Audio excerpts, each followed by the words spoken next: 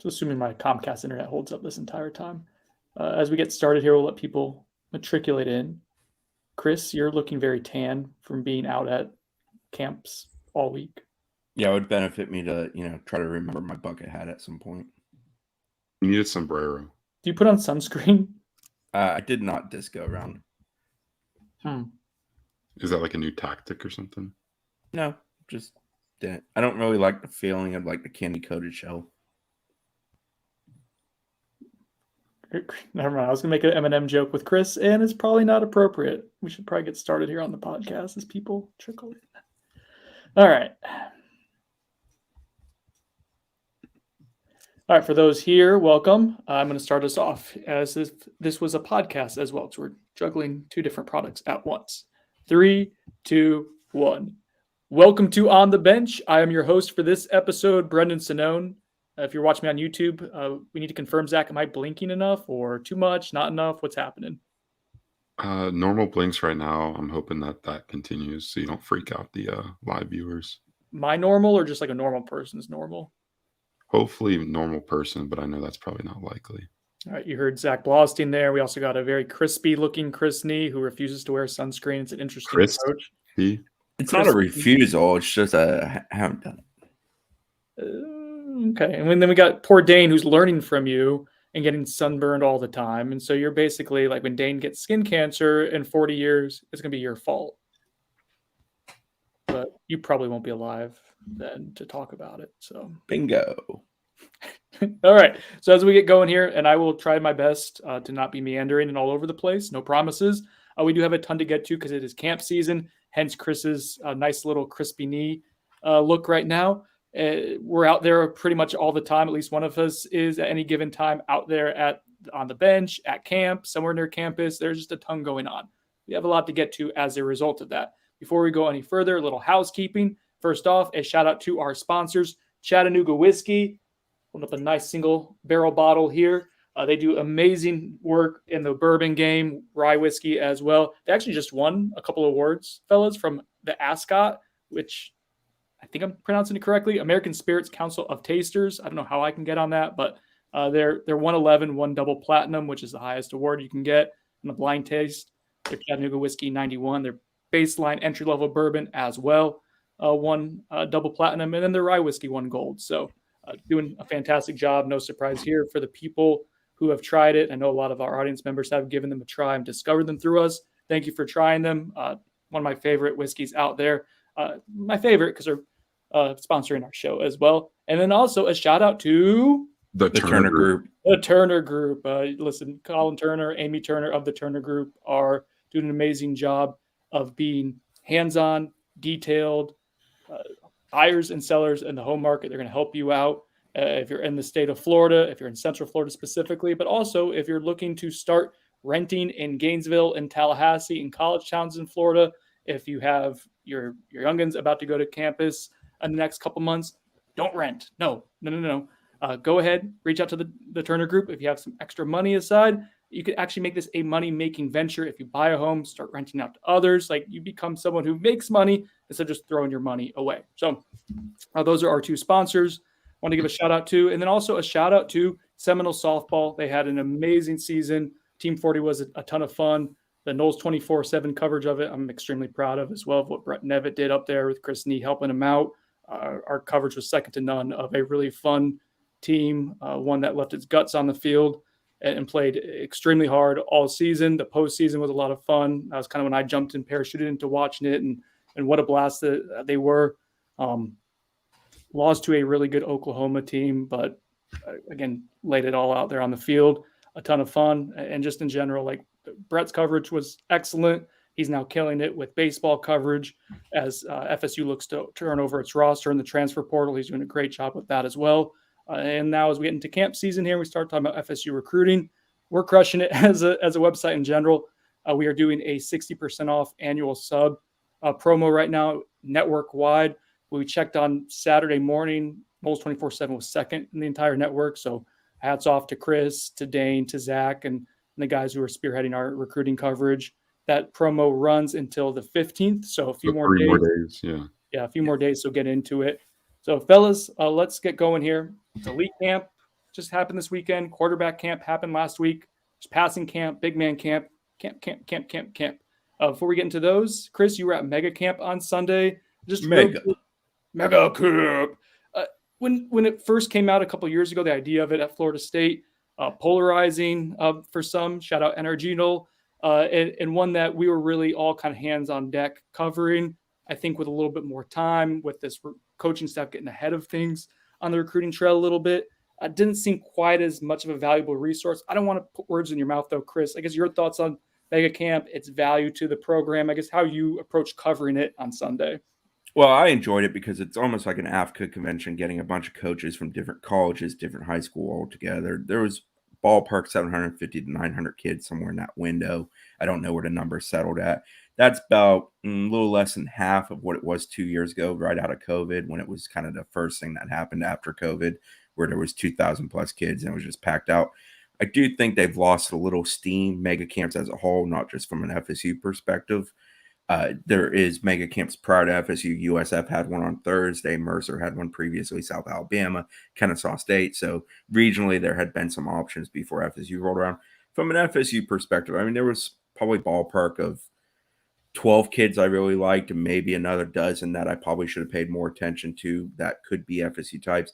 FSU extended for sure 2 offers off of Mega Camp yesterday. Wouldn't shock me if we see a couple others come from kids that were there. I think it's a event that's not to demean it or knock it out. It's to some degree, it's kind of like a community service event. I think FSU wants to do a solid for the region, the Panhandle, South Georgia, kids in those areas that want to come out. It's also an event where you can get a ton of young kids.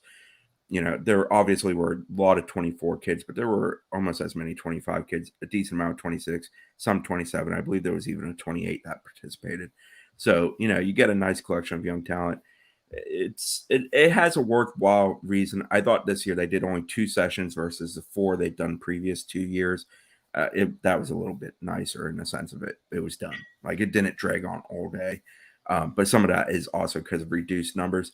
Personally, I think maybe you try to move it to the very beginning of the summer and being kind of the first event out, get it out of the way, also beat others to the punch like Mercer, Kennesaw, and the other ones I mentioned. I think if you're going to continue to do the event from an FSU perspective, that may hold a bit more value.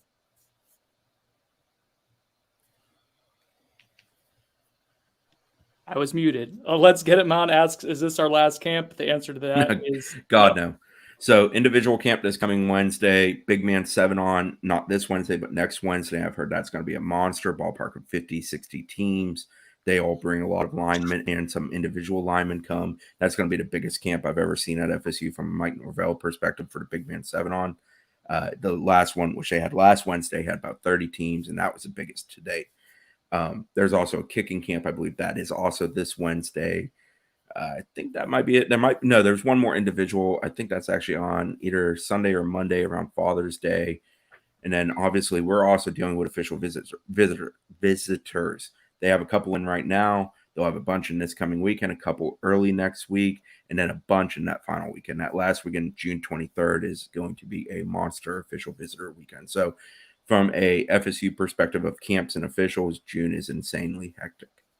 Speaking of monster weekends for recruiting, Elite Camp was a monster camp in sense of the prospects in attendance. We had a ton of coverage of it at Knowles 24/7 this weekend. We're going to dive into it now, takeaways, intel, that kind of stuff. I'm going to throw this to you, Zach, who says he got a haircut. I see that there. It looks very nice. Shout out Dallas at Bird and Breeze.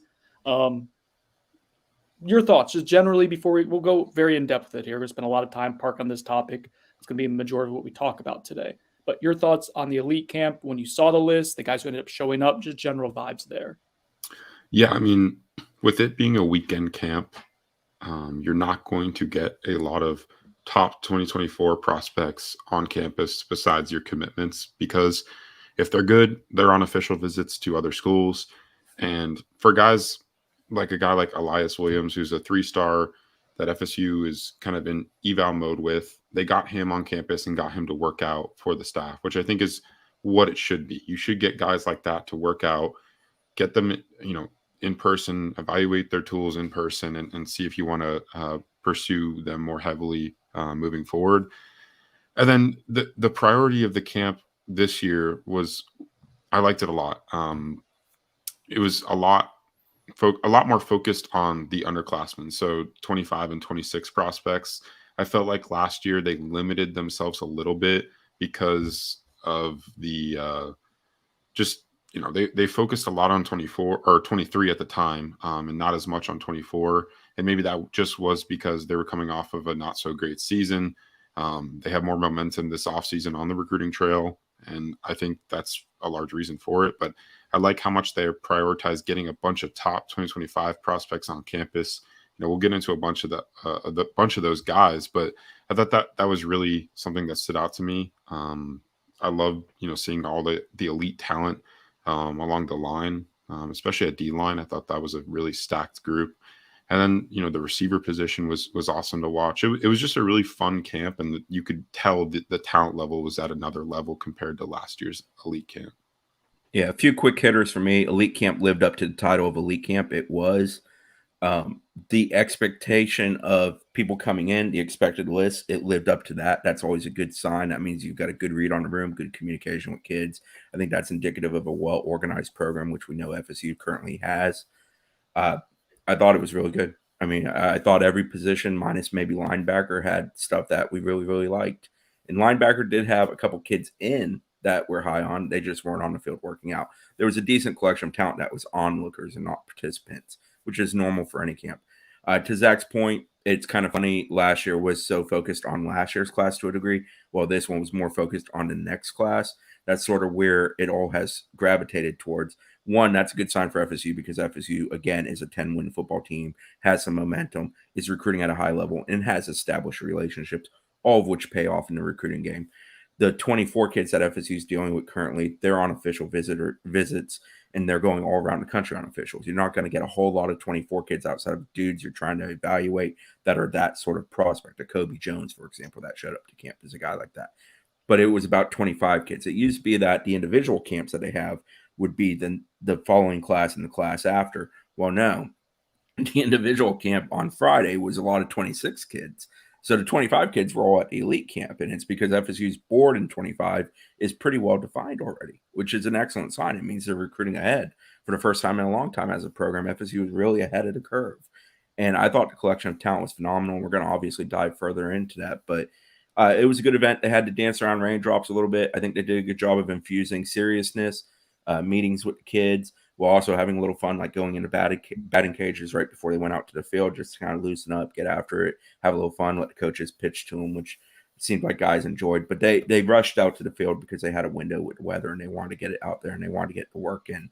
And that's what the program's about. I mean, it's a word we hear around here. It's cliche to a degree, but they are about working. They wanted to get the guys out there, and they did want to put them through it, and it was an efficient camp.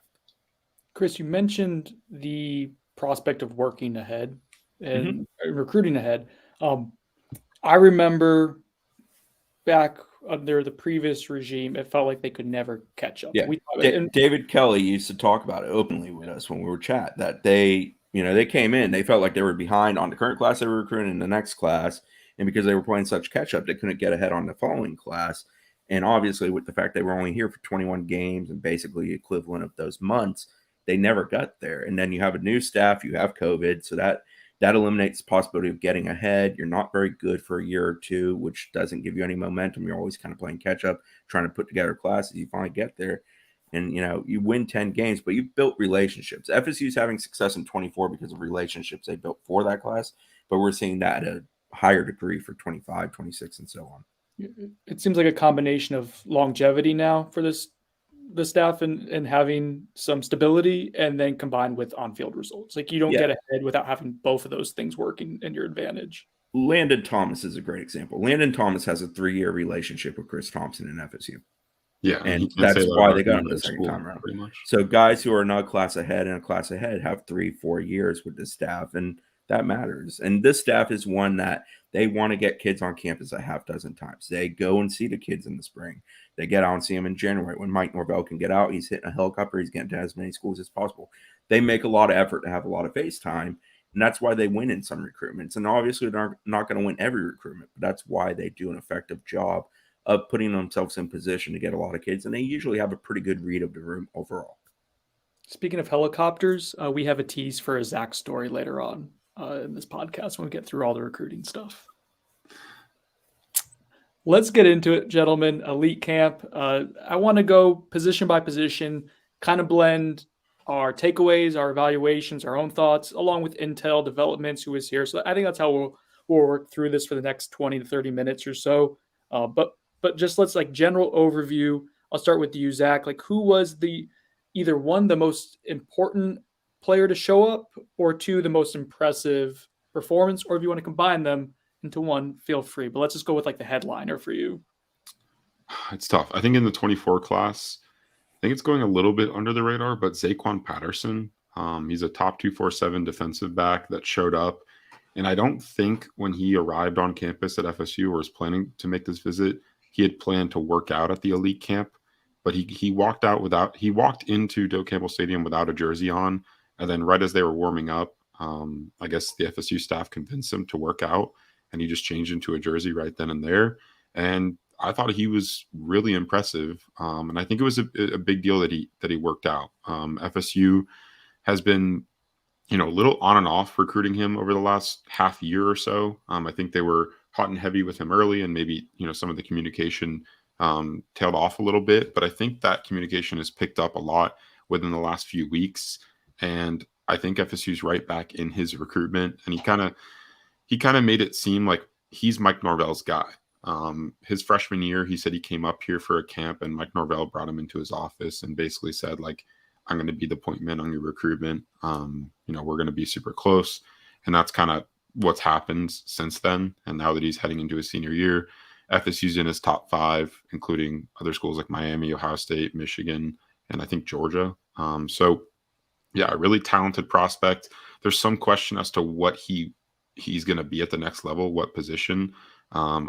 He said that FSU considers him a playmaker. So I think that kind of tends to suggest that he has a lot of versatility, but they think he's good enough to be, a guy that they absolutely want to add to their 2024 class. I think in the 25 class, my headliner, can I make it a 3-headed monster? It's the 3 5-star Georgia commits that visited. Jaden Perlot, the linebacker, Micah DeBose, an offensive lineman, and Elias Williams, who knows 24/7 broke on Saturday, was visiting FSU. But all 5-star prospects in the 2025 class all committed to the University of Georgia, and all were on campus in Tallahassee on Saturday. Best player I saw was 2025 DN Jared Smith. Now, to let it be known, I mostly watched O-line and D-line. I did, go over the other areas just to take it in and see some of the other guys and whatnot. And I paid a bit of attention to the quarterbacks. But, he's everything you want in a defensive end. He's 6'6.5", legitimately, 15 years old. He bends unbelievably well. Good burst off the line. Not the best burst that I saw. I thought Zion Grady was a tad bit faster on that first step, but he was really good. Zion Grady in his own right was very good. O-line, D-line groups, and we'll dive into it more. I was very impressed by it overall. I thought they were really good groups. I think the main storyline for me is, FSU quarterback recruiting is in a really good place. Luke Kromenhoek, he's elite. I hate throwing that word around, but hell, here I am doing it. That cat can play ball. I'm looking forward to him going to the Elite 11. I'm hoping he performs at his best because he is legitimately really, really good. And I know we know that, and like we've seen that, but it's wild to me that FSU took a kid who pretty much hadn't played a varsity high school game as a quarterback, and he's turned into what he's turned into really quickly. Plus, personality-wise, I just think Luke is it. I think he's a chameleon who's got a great personality, who can fit in with any group of people in any room. And I think that's a magnificent trait to have as a quarterback. Tramel Jones gets better every time I see him, and that's a very good thing. Progression is what you want to see at the position. I think the floor for Tramel Jones is excellent. The ceiling is to be determined. I think that's a really good thing. Now I'll throw out Roman Seymour. He actually came in for the quarterback camp on Friday, threw for FSU. He's a 2026 kid from Texas. His father is Roland Seymour, former Seminole great. Got a big old ring on the finger from his time at FSU. Roman came in here, tossed it around, great velocity on the ball, big kid. If you're creating a player, it's what you want it to look like. A really, really good thrower, good spin rate, good velocity, all those kind of things. Still a bit young, still got things to learn, but it's there. And I thought he threw better on Saturday at elite camp than he did on Friday. And I thought he was good on Friday, but elite camp's a little bit more concentrated. Obviously got really good talent at your disposal to throw to. And I thought he looked really good doing it. So it's mind blowing to think, hell, 12 months ago, we were worrying about Chris Parson and thought Brock Glenn might be a long shot. here we are now, and we're feeling really good about what they have in 24, 25, and 26.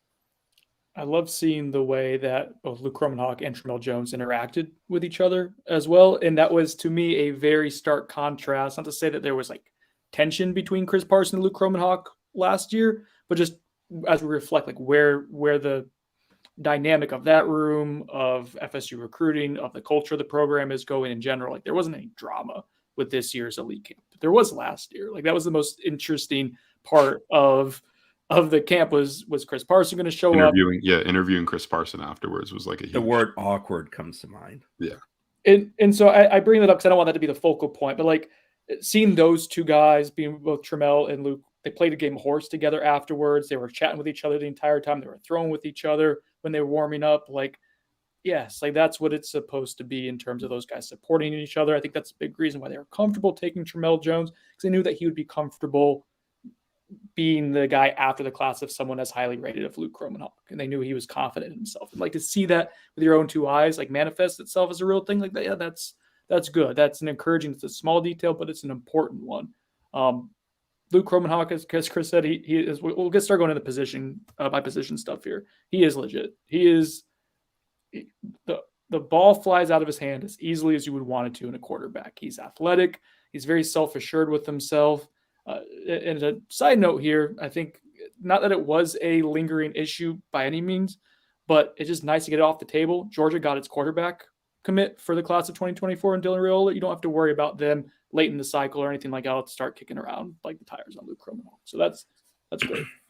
So I was watching clips because I didn't really watch quarterbacks a ton, but I was watching clips, and there's one throw that Luke makes where he slides off the table. It's clear that I think Coach Tokar's wanted him to basically not stay centered, work like you're shifting in the pocket, having to make a throw.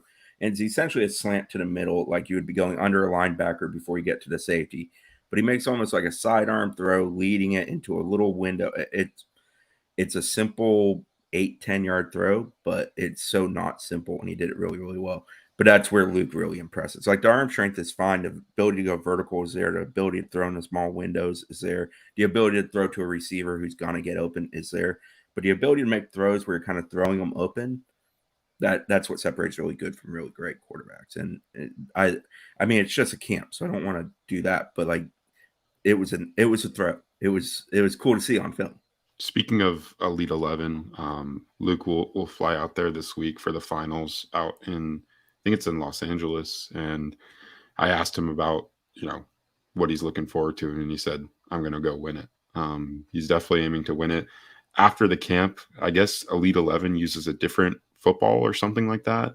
And he was throwing it around with FSU's like assistant, I guess he's now running back coach, but former quarterback coach, Alex Elisame, who is a former FSU walk-on quarterback as well. And he was saying he was actually throwing it with Tramel as well. And they were saying how the ball felt different. So I don't know. I'm looking forward to Elite 11 this week and kind of seeing how Luke performs.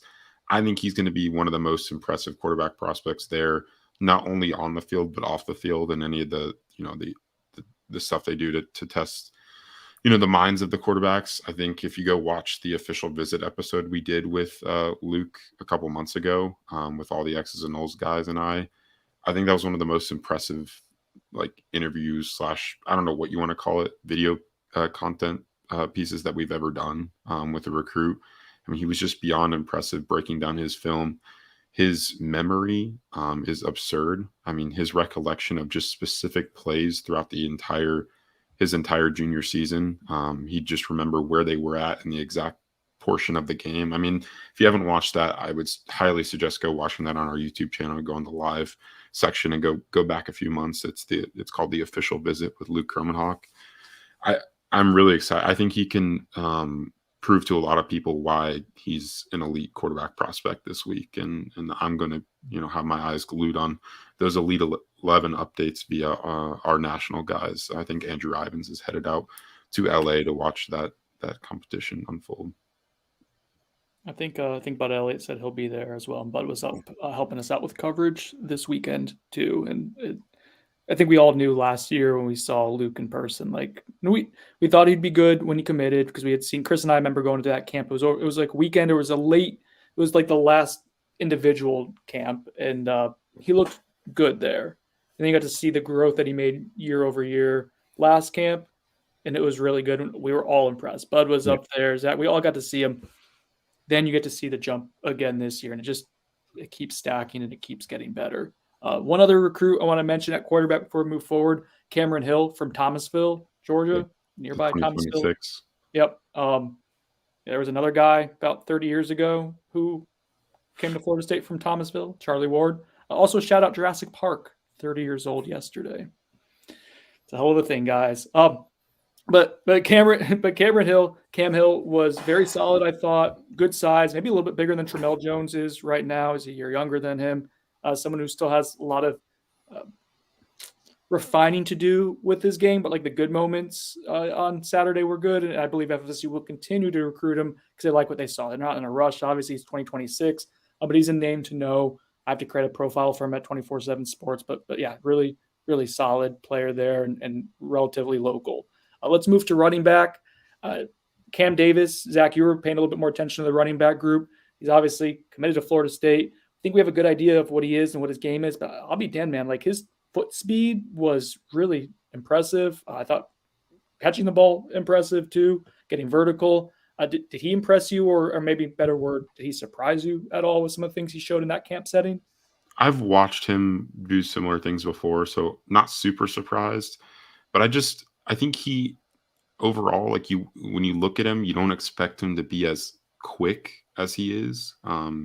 He moves downfield at a really quick rate, and I think Mekhi Danzy. I talked to Mekhi Danzy, another top 247 running back that FSU wants to add to their class after the camp, about the possibility of joining Cam Davis in FSU's running back class, and he mentioned that Cam's a short and stocky dude, but he surprised him by just how speedy he was at the camp and getting downfield. And there were multiple plays where Cam Davis just blew past. Sorry, there's like you're getting feedback or something. Yeah, I think I'm gonna see whose it is. I have a wild guess. Anyway, yeah. So Cam Davis is really impressive. This is gonna bother him so much now. The rest of it, he's gonna go MacGyver on it and try to fix it. Things, yeah. Cam Davis is really impressive, and he had awesome plays multiple times on Saturday as they did one-on-ones, and he was going up against some DBs and linebackers that they had in attendance. Yeah.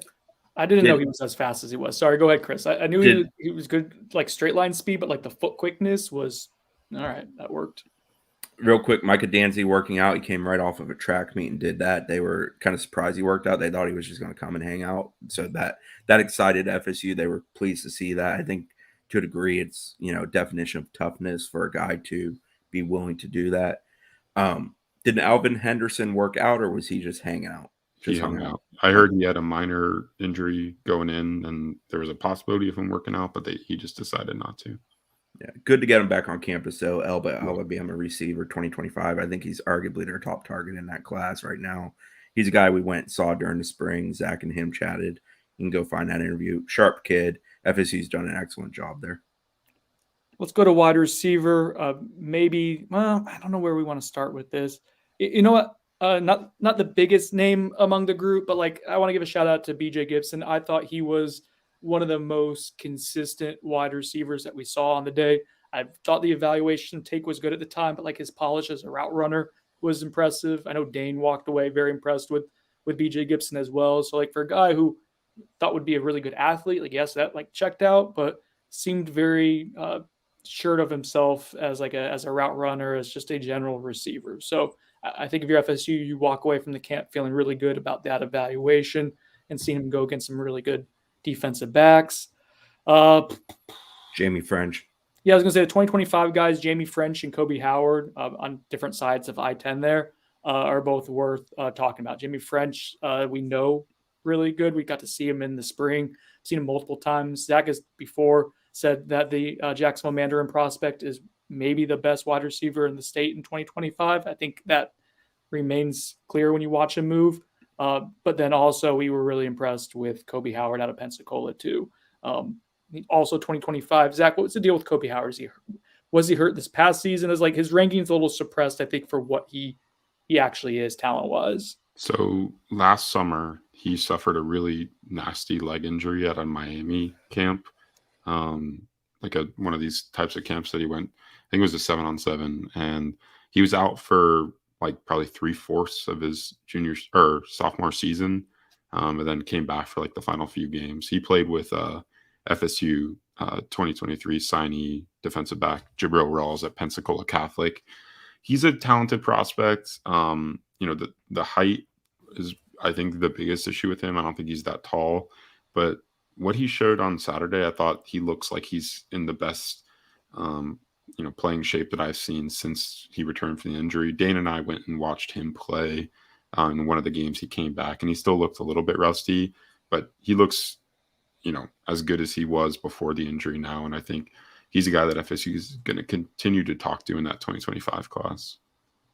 A guy who camped, maybe the guy who camped, but I don't think he did everything with the one-on-ones. He did some stuff earlier on, and that's 5-star wide receiver Cam Coleman, a really high priority guy for FSU in the 2024 cycle. Obviously, he's 5 stars, but he's from Alabama, so a little bit of a roadblock there. But hey, he got here, he showed up. Zach, intel on that visit and the interview that Knowles 24/7 had with him afterwards. Yeah, I mean, I thought his interview might have been the most insightful out of pretty much any interview we got. He basically said that, FSU was like, he could have been anywhere this past weekend on an official visit. I mean, he's pretty much got any option in the country to go to, college at, and he decided to camp at Florida State on Saturday because of just his high interest level in the school. I think FSU has more of a shot with him than maybe people think. He's a guy that Florida State's been targeting for a while. He's been a top target for them even before he, ascended into 5-star range for, on all these networks within the last few months. FSU's been prioritizing him a ton. So, yeah, I mean, he's got a great relationship with multiple members of the staff, Ron Dugans, Austin Tucker, who prioritizes Alabama recruiting for FSU. It's going to be a tough pull. I think Auburn probably leads for Cam Coleman right now. But he did say that FSU is a lock to get an official visit from him at some point down the line. And obviously guys have unlimited official visits now, but it's important that FSU gets him back for an OV if they have a shot, if they want to have a shot to land him down the stretch. And, I don't know. I don't think he's in a rush to decide. But I think Auburn is probably the biggest competition for FSU among other schools involved in his recruitment, like Texas A&M, Florida, Clemson, and a few others. Cam Coleman brings about a good subplot of the day. A lot of Alabama kids and good Alabama kids. Alvin Henderson, Cam Coleman, Jared Smith, Zion Grady, Dalen Upshaw. I'm probably forgetting one or two more. All were from the state of Alabama. All were on campus at FSU. All are guys that FSU has built really good relationships with. I know Alabama and Mississippi brings up PTSD for people in recruiting. I understand that. But, hey, you aim for 10. Hopefully you get 1 or 2. Sometimes it can be major difference makers. Cam Coleman falls in that category. So does Jared Smith that I'll talk about later. So wide receiver board, I think that comes with, we don't have to dive too much into this, but I think it is an interesting talking point, Chris, because people on the board we're talking about all weekend about all the Alabama guys. I think one, depends where in Alabama, right? Like if you're in South Alabama, that's a little different. Like say, which one's from Troy? Which recruit? Well, Alvin's from Elba. Dalen Upshaw and Cam Coleman are from Phoenix City up there near Columbus, Georgia, right over the border, basically. That's Auburn territory, but yeah. Jared's from Birmingham, Spain Park High School up in that area. That's a toughie. Yeah. So, Auburn's major competition for 3 of those 4. Jared Smith, everybody's going to be competition because that dude's going to be one of the best in the country. Mm-hmm. Zion Grady is from, I think he's from the Troy area. I think he's Henderson. Yeah. Yeah. So, yeah. So it's a mixed bag. That's part of it. But I think the other thing is I don't think there's any issue with going to recruit an elite prospect out of Alabama. It's going to be difficult. What can't happen is you don't have plan Bs. Yeah. Make sure you have options. And I think that's what the Keldrick Falk recruitment taught us. I think that's one thing to be aggressive, and then you can't bank on that. And understand that was a bit of an outlier of a recruitment, but it did happen. You got to learn, move forward. Let's talk real quick about tight ends or at the elite camp. I was going to say in the 2026 class, but that's because I'm looking at the first guy on my list here, and that's Kendra Harrison, 2026 tight end from North Carolina. Started off a little bit slow, but man, he got progressively better as the day went on. He is massive as a prospect. He looks a lot like already, but I remember seeing him as a recruit, and that's Darnell Washington, the the Georgia tight end who's now in the NFL. Like just broad-shouldered, moves extremely well in a straight line, and start playing with that size towards the end of the camp. So like he had a guy who will probably be a high-end blue chip prospect. I don't think he's ranked currently, but someone who will be a blue chip prospect down the road. He hung around for Sunday too. He was out at mega camp just hanging around. I think he had some teammates that were participating in that because he came with a decent group from Reedsville, I believe it is, in North Carolina. I didn't watch him work out a ton again. I stuck to my big men.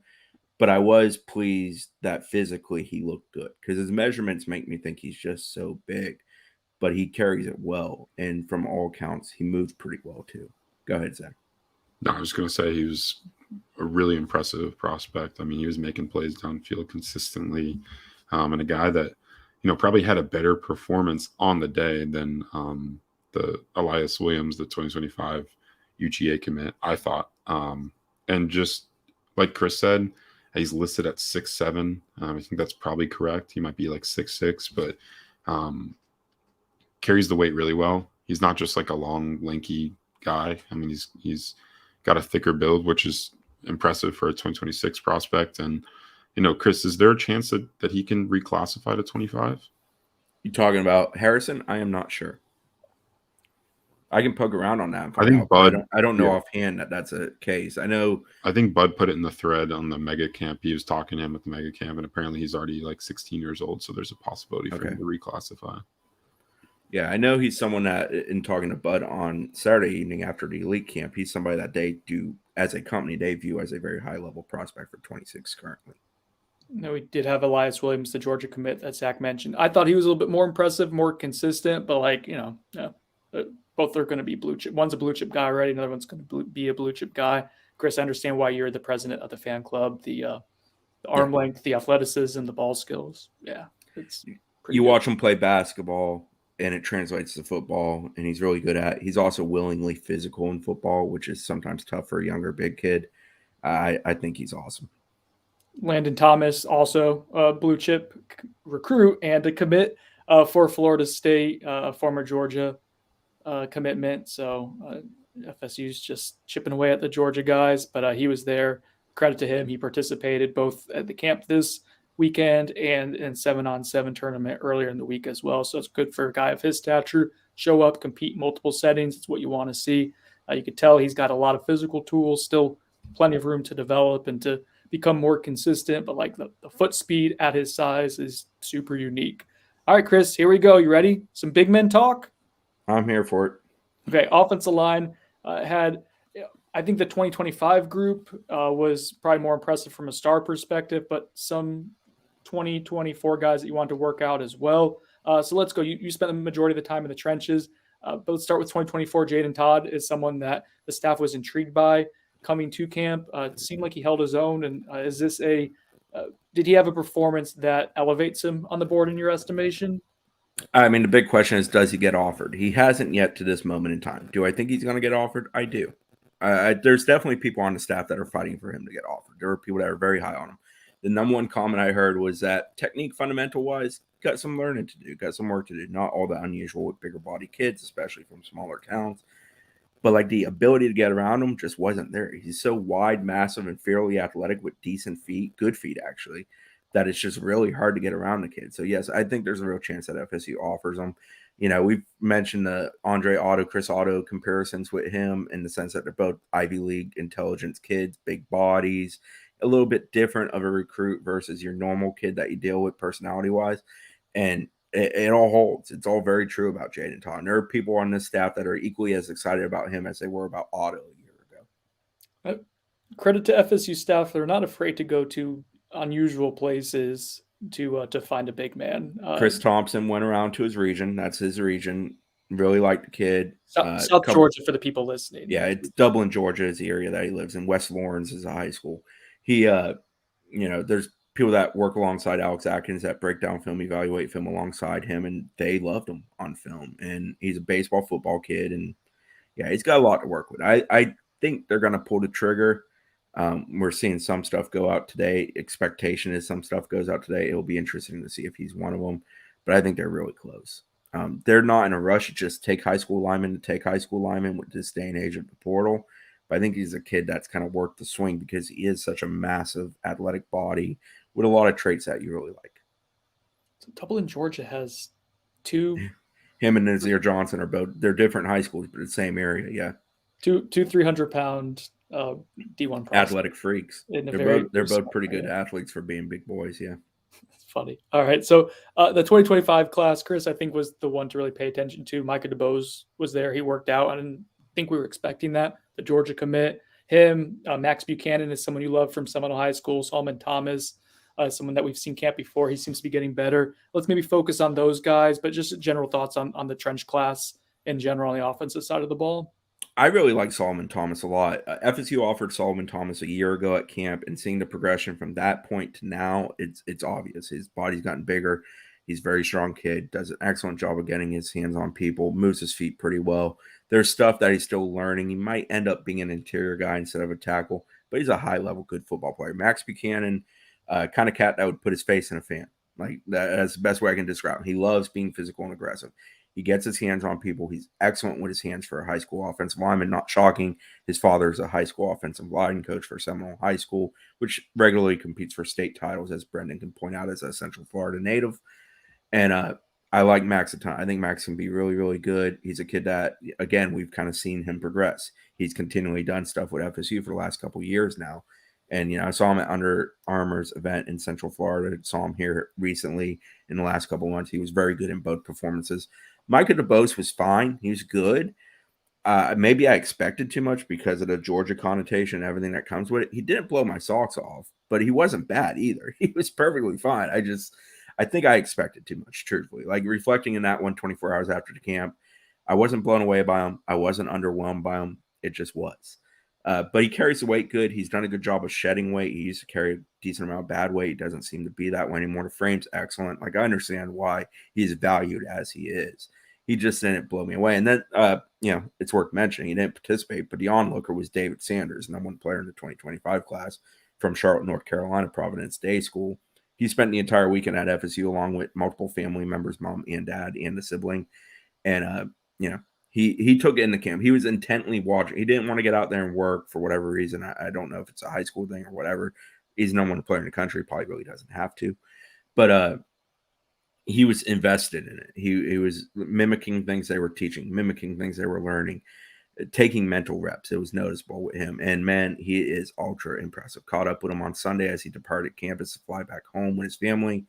He is future president material. I mean, he's smart as hell. He's a really well-rounded kid.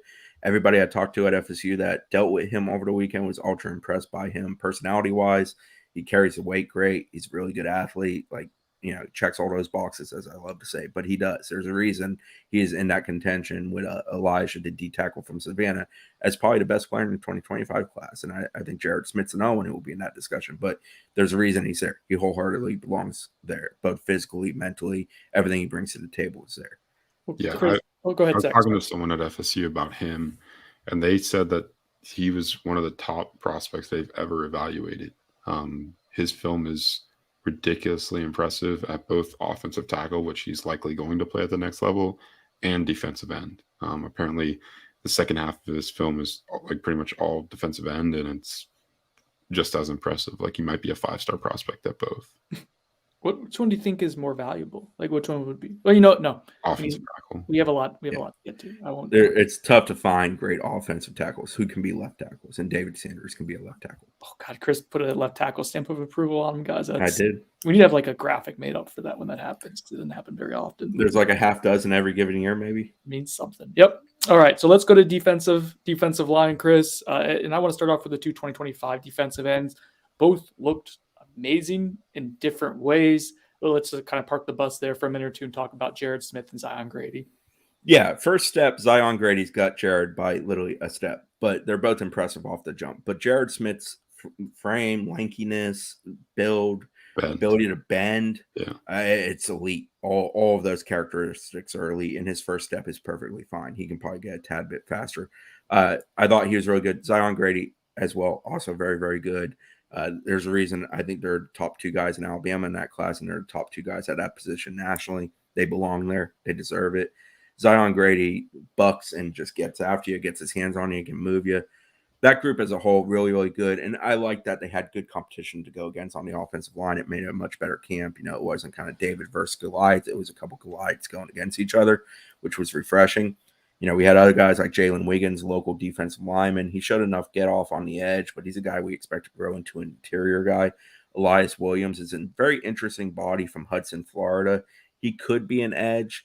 I think he's going to keep growing and potentially end up like a 3-tech inside guy. He's a large body who looks like he can carry a lot of mass on that body, and I think he'll be good at that. We had Isaiah Gibson from South Georgia, Warner Robins area, 2025 kid.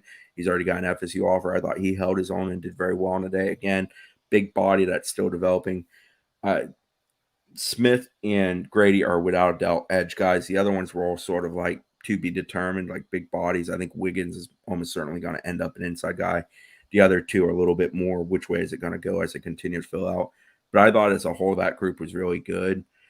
Excellent reps turned in by them on the day. I tried to put up a great deal of one-on-ones of O-line, D-line, so you can check that out. We also have a highlight video on the site from the event, the camp, and it has a good bit of that in it as well. But yeah, they got excellent D-line talent in for this camp, and they're in a pretty good spot in 25 with that group. D-tackle is going to be interesting, but I think a couple of those guys I just talked about can end up at D-tackle, and I don't think it's a stretch. I think their bodies are going to go that direction. Did you talk about Elias Williams when I was gone with that in mind? I did, and I said that like right now he views himself as an edge, and he can play edge, but like that body can carry bulk, and there's some interesting athletic traits to him. He's kind of a basketball football kid where it looks like a guy that can probably move inside and play with power. But I don't know that mentally that's where he is at in his evolution as a player. But they get there as they fill into their frames. Worth noting that like the three main recruiters on him are Mike Norvell, Adam Fuller, and then John Papuchis. So that's worthwhile to know right now. But I'm with you. I saw him in person and said, yeah, that kid probably on the Josh Farmer track for how he'll develop physically. He did say he's setting an official visit or has set an official visit to FSU on November 11th. That is the Miami game. Also told me that, so my dog's click-clacking around here, also told me that basically FSU's coaching staff is going to start pushing for him to join the class sooner or later here too. That's how he's perceiving it. So noteworthy note there. Let's move on to linebacker group and secondary. Linebackers had some good players in attendance. I didn't think anyone of the group that we saw work out really stood out at all. Zach, was there anyone you would add, or was I too harsh on the eval we did the other day on it? I mean, did Tavion Wallace work out? I didn't notice if he did. I'm pretty sure he did. He was a little bit more sawed off than I had anticipated. Not quite as bursty either. Okay. Well, yeah, I mean, I didn't get a good look at them. I was watching more of the running backs, receivers, quarterbacks, and defensive backs. I didn't really get to see a lot of the linebacker play, but yeah, no one stood out to me at that position. The most significant name that was here was Jaden Perlott, Georgia commitment 5-star in 25. He did not work out. I did speak to him afterwards, asked him why he keeps showing up at FSU. He told me it's his third or fourth time here. He couldn't remember exactly, but to my knowledge, it's at least his third. And he said mainly it's the relationships. He's got a really, really good one with Mike Norvell. I noticed him and Mike Norvell talking as the event was ending and they were leaving the field. And he was back on Sunday hanging out at the mega camp. And he's just a kid that really gets along with the staff. Randy Shannon's a guy that he name dropped and he likes a good bit. He likes how he coaches a position, what he brings to the position, his history at the position. He brought that up and he intends to keep coming back. You mentioned a handful of other schools. And it was the who's. It was the Ohio States, I believe, Bama, USC. I might be forgetting another one that are in this for him beyond Georgia. And he just sounds like a kid that, well, he likes where he is with Georgia and the commitment. He's solid in that. He's not acting like he's not going to go to Georgia. He wants to truly evaluate some other options, and FSU certainly has positioned themselves as one of those. Let's go to the secondary now. We'll finish it off there. Zach mentioned Chaminade, DB, Saquon Patterson earlier. One other note that I'll add, and I think it was Zach who mentioned it, not on the podcast earlier, but if it was someone else, forgive me. Mike Norvell not only is like paying close attention to Saquon Patterson as a recruit, but like actually like during the camp, Mike was spending a ton of time like coaching him up and paying attention to what he was doing as well. So very clearly a guy who Norvell is emphasizing. I thought he was far more athletic than I was expecting. I was picturing like a big, not lumbering, but kind of more of a big-bodied type of prototypical like strong safety, and he was one of the better, more fluid athletes while we were there.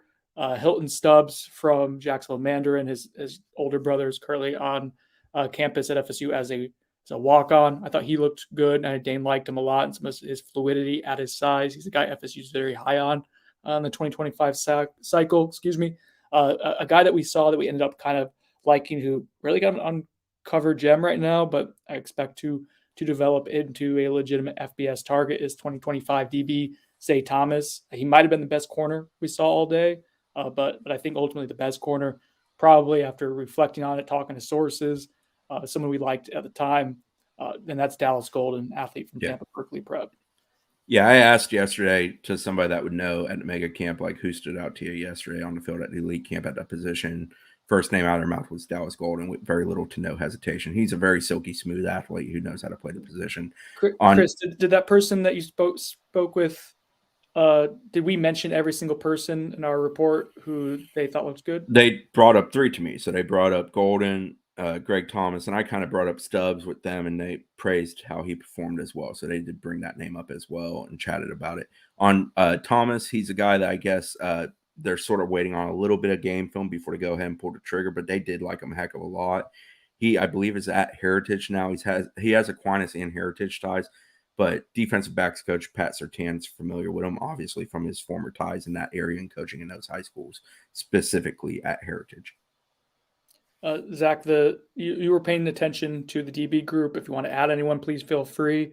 But also, let's talk a little bit about the Chaminade group in general. We haven't talked about JoJo Schrader showing up, and just that significance of the elite camp weekend as well. I think you guys covered everyone that I was going to mention in the DB group, all the standouts. But yeah, there were 2 other Chaminade Madonna prospects of note. JoJo Trader, who's one of FSU's top overall targets in the 2024 class. He showed up. He's recovering from an injury, so he didn't actually work out at the elite camp, but he was an onlooker, and he was on campus all weekend. He arrived on Friday before leaving on Sunday. I caught up with him after the visit on Saturday evening, and he said FSU's in his top 3. He kind of named 4 schools, but he said FSU is within his top 3. The other 3 schools would be Miami, Georgia, and Ohio State. I think right now it's a Miami and an FSU battle, but I'm not discounting the out-of-state schools either. I think JoJo Trader, his recruitment might start really heating up as far as, him getting on a ton of campuses probably in the fall. I think he's kind of on wait-and-see mode, on pause a little bit on whether he's going to, or when he's going to really venture out to a bunch of campuses and start using his official visits. But it was huge for FSU to get him on campus unofficially for multiple days, basically like a quasi-official visit, obviously on his own dime, but really positive for FSU to get that done. And then joining him at his same high school in the 2025 class was 4-star Michigan defensive back commit Chris Ewald, who told Dane Draper after the camp, he also did not work out, that FSU was pretty much neck and neck with Michigan in his recruitment. And I think that's obviously a really positive quote. And Mike Norvell has a hand in both of those recruitments, and especially Ewald. That's a guy that Norvell has been talking up for a while. FSU is doing a great job with both of those guys. Obviously, JoJo Trader is the more pertinent name just because he's in the current class, but FSU really, really likes Chris Ewald and wants to flip him from Michigan badly. Well, so a productive weekend for Florida State overall. A productive first. It's only been a week of camps. Feels like longer than that, especially for the man to the top right corner of your screen, Crispini. It's been a lot so far. It's not done yet either. There's more camps and there's more recruiting stuff happening because official visits are currently happening right now from a pair of DB recruits. Kai Bates from Orlando Edgewater High, an ascending talent, someone who's consistently moved up the board the last maybe 6 months or so, and then Jameer Grimsley from Tampa Catholic. Chris, let's talk about Bates a little bit, and then Zach, once he's done, Jameer Grimsley, and then we'll figure out where to go after that. Yeah, Bates is a 6'1", 180 type of DB, very athletic kid. I think we rank him about top 100, like right at the cusp of the top 100 in the composite. He's more like 225-ish. I think he's going to continue to trend up. I think he's one that might be an outlier for us, but I think the industry as a whole will catch up. Very talented cat. He's already taken an official, I believe, to Bama was to start things off for him. And then he's coming here currently. He's going to Tennessee in a week. Going to figure out something for the end of the month. He also took an unofficial to Ohio State in there recently. Yeah, I think LSU is going to be the end of the month visit. Okay, so that would be the 23rd. That one was kind of unsettled, but very, very talented kid. FSU wanted to get him on campus. They've pushed really hard to get him in. Some scheduling had to be worked out because of the Ohio State visit kind of messing with that official visit weekend. And FSU obviously also had camps for that weekend. Thing I've heard consistently, very important to get his mother on the visit. They're very close. She is supposed to come on the visit. That's a good sign for FSU. FSU is going to have to swing big this weekend or these coming days that act like an official visit weekend and make an impression here. But really, really talented guy. You know, we're trying to figure out the DB board in kind of real time, but he fits the mold of big, long athlete who can play multiple positions. That seems to be the go-to for FSU. All right, so we're going to play Byers Sinone. Well, But hold on. oh We're God, forgetting about J J-Rock here. Yeah. So Supposed to start. Jameer Grimsley, 6'3", 185-pound cornerback listed in our rankings. He's a guy that's really ascended. At the beginning of the year, he had 0 offers. At the end of January is when schools kind of started to pick up on his skill set, and FSU was one of his first big offers. It was really Penn State that kicked things off, and then FSU was the next big-time Power 5 school to enter the mix. But since then, he's added Alabama, Michigan, North Carolina, and a number of other schools, UF. But yeah, his OV slate is a busy one. He's already been at UNC. He was at Penn State. Oh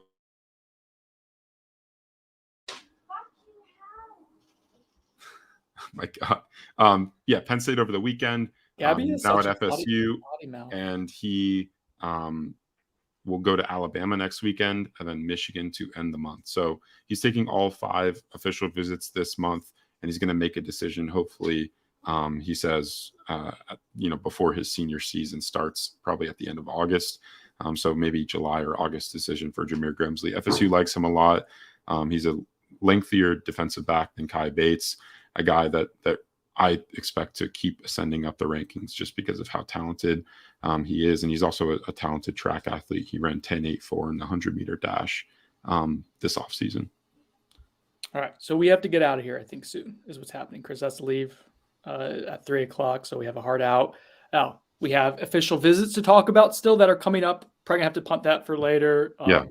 We'll preview this coming weekend. We have a more important story to get to. I had a bunch of Byers Sinones. We're going to do it rapid fire. Then we're going to get Zach's story. And Chris, if you want to leave while he's talking, I think that would be a chef's kiss to all of this. But Byers Sinone rapid fire sponsored by the Turner Group. Right. Byers Sinone, Makai Danzy is a take. Bye. Byers Sinone, Jeremiah Smith, the chances of becoming a Seminole are more than 25%. Sinone. I'm going to sit down. I think the Buckeyes hold on to him for now. Georgia's probably the one that's making the biggest push. Zach did have some important scoop over at Knowles 24/7. Check that out later. Byers Sinone, Destin Hill. Bye. Byers Sinone, I should drop an insider report on J. Trav's weight. Sinone. Sinone for your sanity. He looks good, though. He does. He's in very good shape. I noticed. What's his weight, Brendan? He dropped into quarterback camp on Friday, and he's in good shape. He's done a really good job of building. A little birdie told me he's weighing 250 pounds. All right. By or Sinone. Zach's last name will now be Zach Justice after he got justice on the most really elaborate heist of the history of heist. Can I explain? Yes, please. So about a month ago, 2 days after my graduation, 3 days before my birthday in early May, I get robbed. I get stuff lifted out of my car, out of my apartment complex. And I lost my computer, my camera lens in the bag that I was in. Well, a month goes by. I did all the stuff you're told to do. File a police report. I called all the pawn shops in the area. Checked Facebook Marketplace, Craigslist, all that kind of stuff. Nothing shows up. No leads. Nothing. Right? Thought it was a lost cause. Well, about a week ago, on Saturday, I think of last weekend, I'm just on Facebook to check how our Knowles 24/7 Facebook is doing. Just trying to see, the kind of engagement you guys are showing on the Facebook page. And I'm like, haven't checked Facebook Marketplace in a few weeks. Might as well check it. Well, I see my camera lens and my computer, the exact matches to what I lost, listed on Facebook Marketplace by the same person. So I'm like, that's got to be my stuff. So I start on a, crazy, venture to try and figure out, what's going on here. So I send Chris Nee in the group chat, the Facebook page that's listed as selling my stuff. The person was using a fake name, but I sent it to Chris Nee within 3 minutes. I said, Chris, use your internet sleuth skills and find out who this is.